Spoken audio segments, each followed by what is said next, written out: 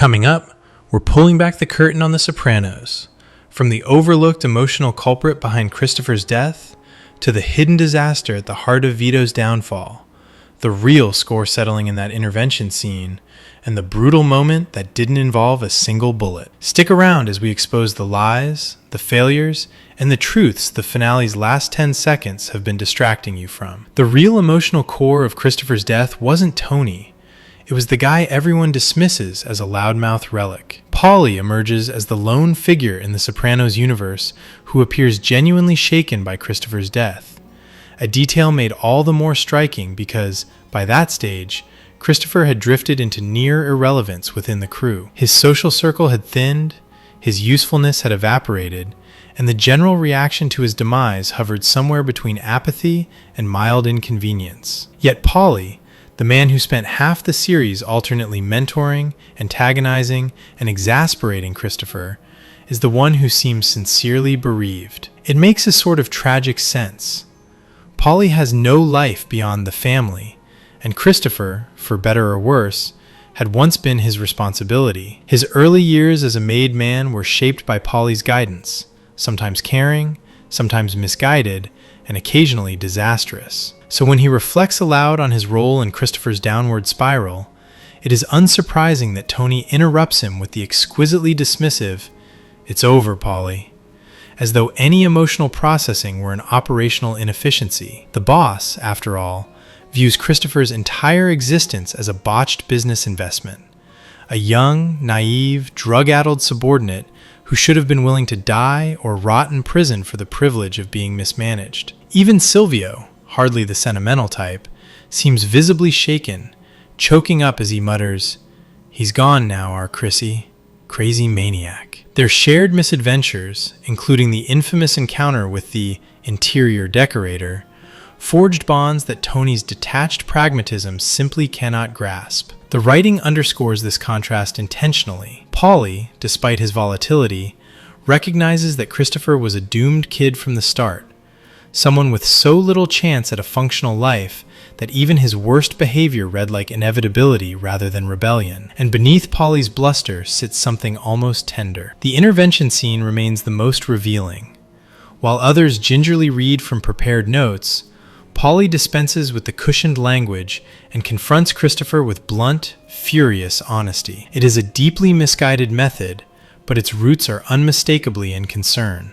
His guilt lingers after the death. He admits he pushed Christopher too hard, even encouraged him toward habits that accelerated his collapse. It is ironic, then, that the man with the most tumultuous relationship with Christopher is the one left mourning him, while the supposed father figure can muster little more than managerial relief. Christopher's closest companion may well have been heroin, curling in his veins for warmth, but Paulie, misaligned, abrasive, and often infuriating, was at least someone who cared enough to feel the loss. The real scandal in Vito's storyline isn't his secret life, it's how catastrophically he handled everything afterward. Vito Spatafori's downfall is often remembered for its final, operatic brutality, yet the true marvel is how diligently he paved the road to his own destruction long before Phil Leotardo ever got near him. The infamous night at the leather bar, complete with hat, chaps, and a level of visibility normally reserved for parade floats, was merely the opening act in a spectacular display of inept crisis management. The initial mistake was almost impressive in its simplicity. Confronted by two men who recognized him, Vito managed to produce the least convincing defense imaginable, a panicked repetition of, "It's a joke." In a dark, crowded bar, among countless stout Italian-American men in the tri-state area, a halfway competent improvisation, an accent, a denial, even mild confusion, might have carried him to safety. But thinking on one's feet was, evidently, an unaffordable luxury. Then came the aftermath, where the real artistry of the blunder emerged. Vito was a made man and a captain.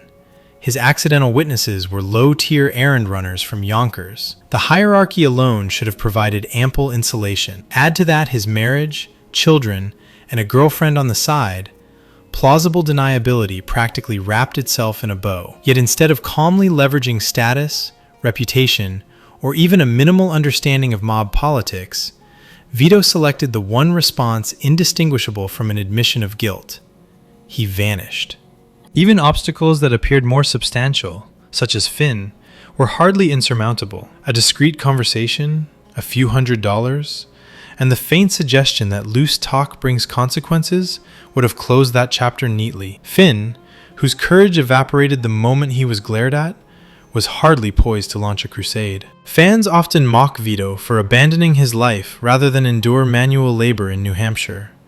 But the calamity began long before he fled the state. Every step from the moment he was spotted seemed engineered to heighten suspicion, amplify danger, and shrink his options. This is, after all, a man who believed he had longevity while being hunted by half the eastern seaboard, and who chose ribs as his getaway meal, waiting irritably for a slow kitchen as though his mid-escape culinary preferences were paramount. Some argue he could never have passed as someone else. His silhouette alone announced him from any angle. Others insist he should simply have eliminated the witnesses, as they were nobodies with no political protection. Still others note that the bar's connections to organized crime should have been common knowledge. Yet Vito wandered in as though the entire city were his personal costume closet. And yes, even in a metropolis the size of New York, it helps to avoid establishments tied to one's own criminal ecosystem while dressed as the mascot for a pride parade. But subtlety was not Vito's strong suit, nor, evidently, was awareness of how many witnesses could relay the story long before Phil Leotardo needed to don his figurative village people disguise to investigate. In the end, the tragedy isn't merely that Vito met a predictable end, it's that he worked so diligently to ensure it. Armed with status, leverage, and plausible deniability, yet determined to use none of it. His demise wasn't inevitable. It was handcrafted. Stop pretending the last 10 seconds are the only thing worth analyzing in Made in America. The Sopranos' Made in America is supposedly famous for its final 10 seconds, yet the rest of the episode continues to wait patiently, if not eternally, for its due credit. Conversation about the finale tends to orbit the cut to black, as though the series contained nothing else worth discussing. Meanwhile, the episode itself delivers one of the most meticulously crafted conclusions television has ever managed, neatly distilling the show's long-running preoccupations. The disintegration of the American dream, life's intrinsic unpredictability, the endlessly repeating cycles of family and violence, and the fleeting warmth of memories that briefly made the whole enterprise seem worthwhile. What makes Made in America remarkable is its outright refusal to dangle fan service like keys in front of an audience expecting spectacle. Instead, it commits to the show's own legacy,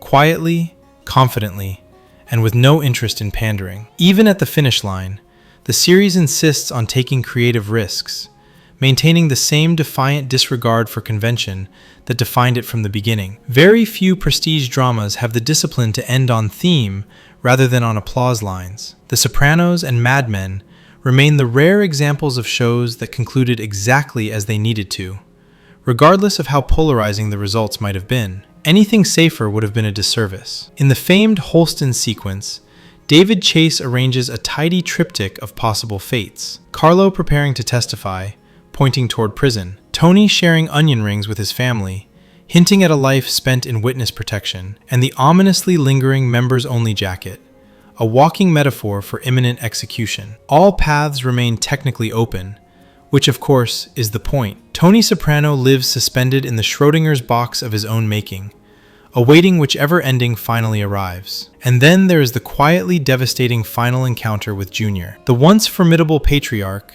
reduced to a man who can barely remember the empire he helped build, embodies the ultimate verdict on mob life. After all the scheming, betrayal, and relentless jockeying for power, the destination is the same: irrelevance, emptiness, and the realization that even survival offers no reward. In the end, every victory dissolves into nothing. Chase simply had the audacity to show it. Here's what they really don't tell you about the intervention scene in The Sopranos, and why it may have been less fiction and more the writers settling a very real score.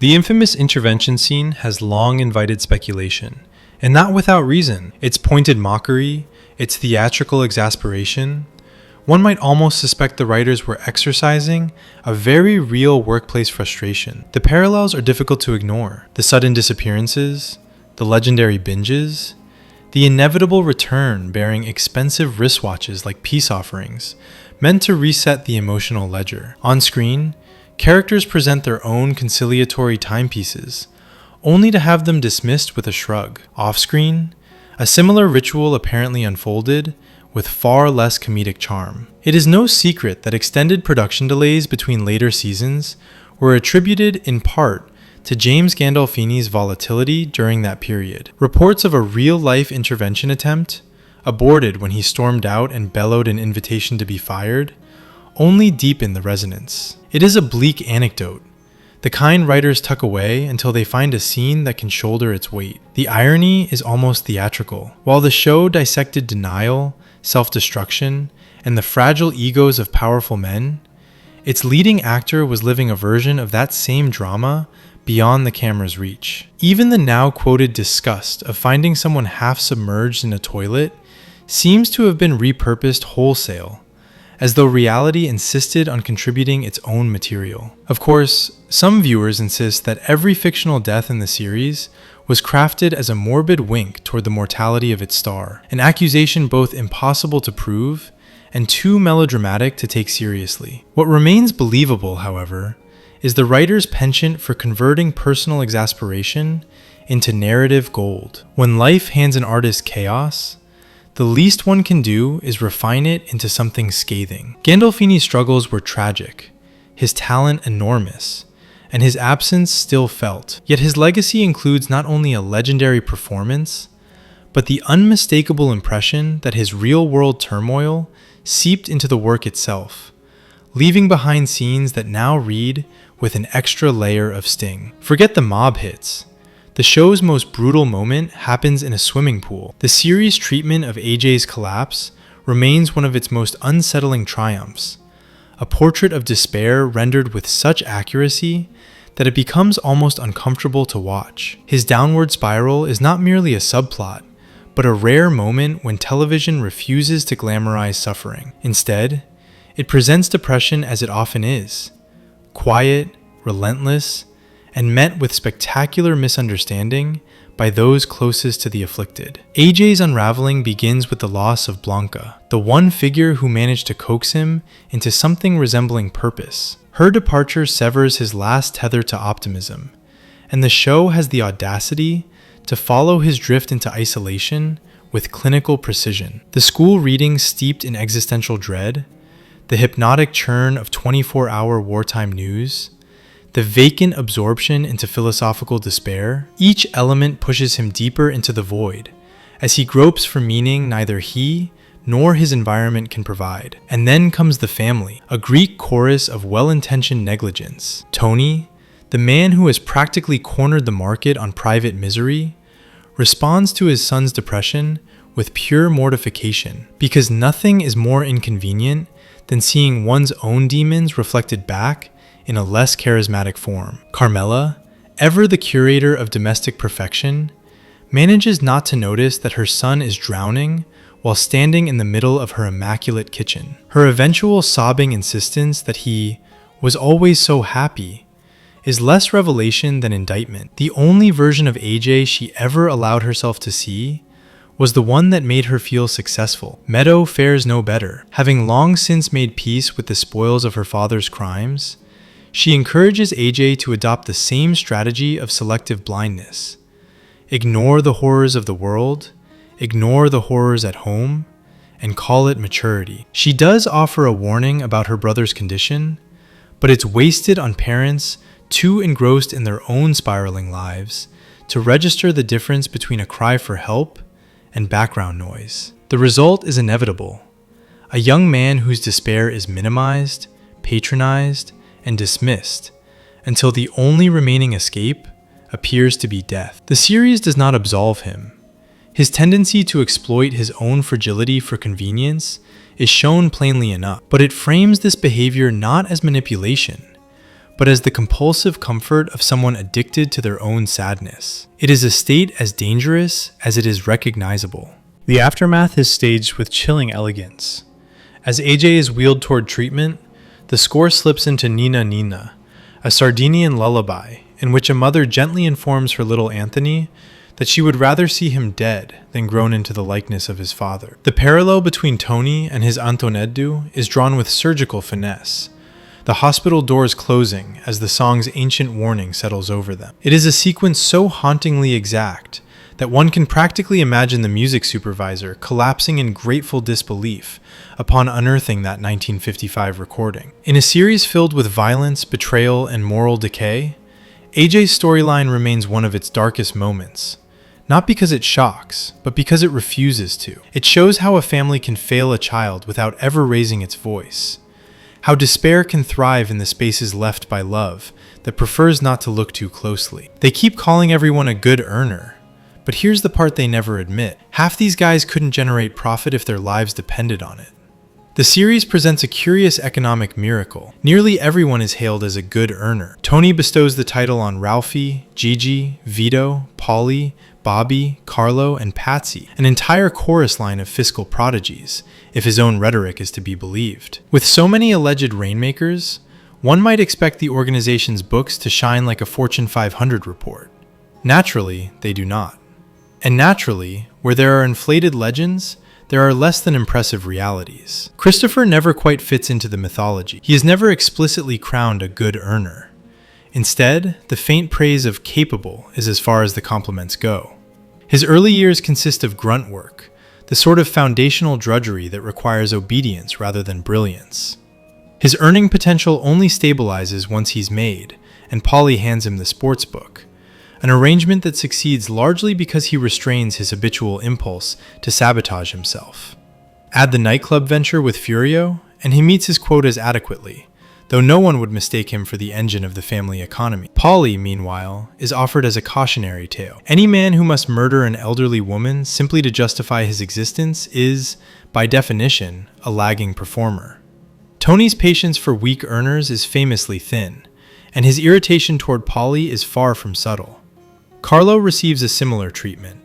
He flourishes on the docks, but falters when elevated to the construction racket, an arena previously run by men who actually understood its complexities. Vito fit that mold. Carlo did not.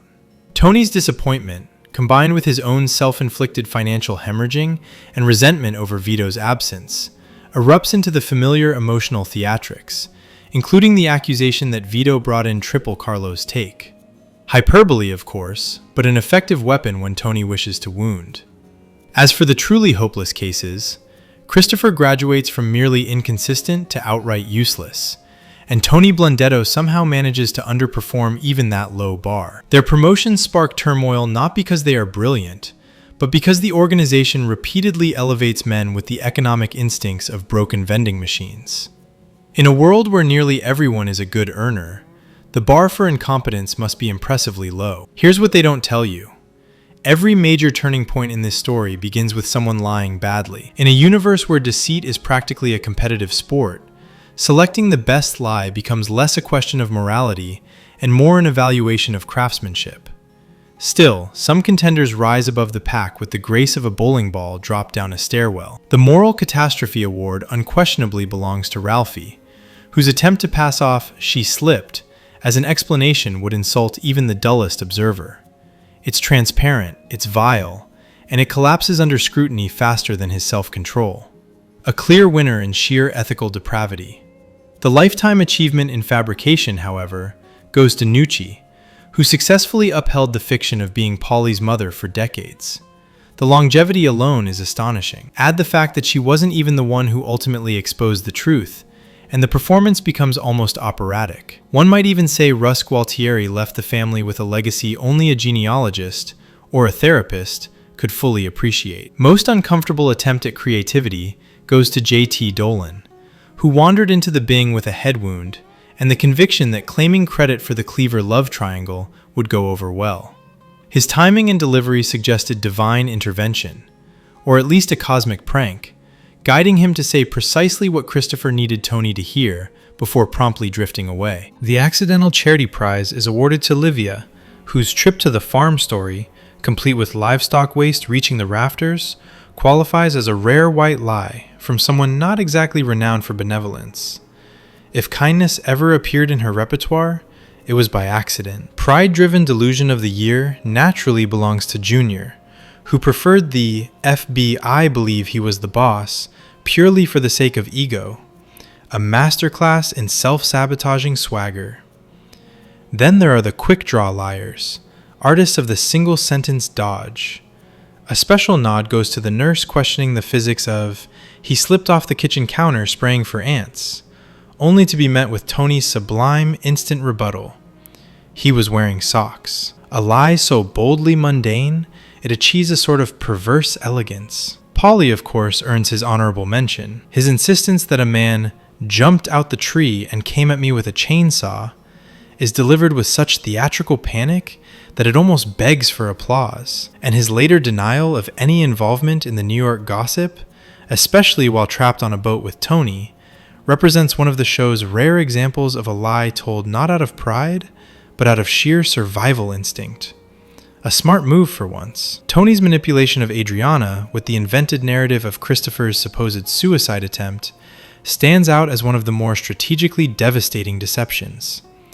The audience watches him executing the scheme from a payphone, while Adriana, already destabilized, has every reason to believe it. Cruel, calculated, effective. Finally, Vito's blood pressure medication excuse remains a classic of the genre. Sometimes simplicity truly is the soul of fraud. In the grand tournament of Porkies, the field is crowded, the performances inspired, and the moral collapse spectacular. Choosing a single winner may be impossible, but the spectacle of watching them compete is reward enough. Subscribe.